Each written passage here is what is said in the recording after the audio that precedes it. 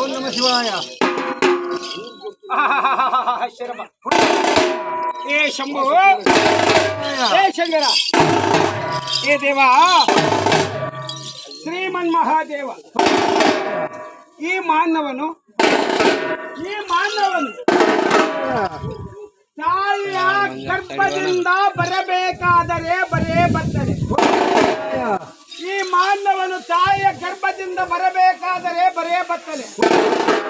ಬಂದು ಈ ಕಾಯಕವನ್ನು ಮುಗಿಸಿಕೊಂಡು ಮೃತಪಟ್ಟ ಕಾಲಕ್ಕೆ ಹೋಗುವಾಗ ಬರೇ ಬರ್ತಲೆ. ಬಂದು ಹೋಗುವ ನಡುವೆ ಈ ಮಾನವನ ಜೀವನವೆಲ್ಲ ಬರೇ ಕತ್ತಲೆ.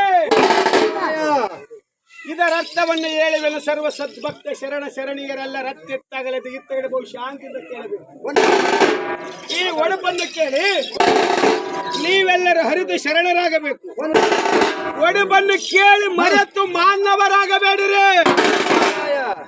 ಏ ಶಂಭು, ಏ ಶಂಕರ, ಹಿಂದಕ್ಕೆ ಶ್ರೀಕೃಷ್ಣ ಪರಮಾತ್ಮನು ಅರ್ಜುನನಿಗೆ ಹೇಳುತ್ತಾನೆ, ಎಲೈ ಅರ್ಜುನ, ಈ ಮಾನವನ ಜೀವನ ಬಹಳ ಪವಿತ್ರವಾದ ಜೀವನ. ಈ ಮಾನವನ ಜೀವನ ಬಹಳ ಪವಿತ್ರವಾದ ಜೀವನ. ಈ ಮಾನವನು ಒಂದೇ ಒಂದು ಸಾರಿ ಈ ಭೂಮಿಯ ಮೇಲೆ ಹುಟ್ಟಬೇಕಾದರೆ ಅಂಡಜ 21 ಲಕ್ಷ, ಪಿಂಡಜ 21 ಲಕ್ಷ, ಜಲಜ 21 ಲಕ್ಷ, ಪೃಥ್ವಿಜ 21 ಲಕ್ಷ.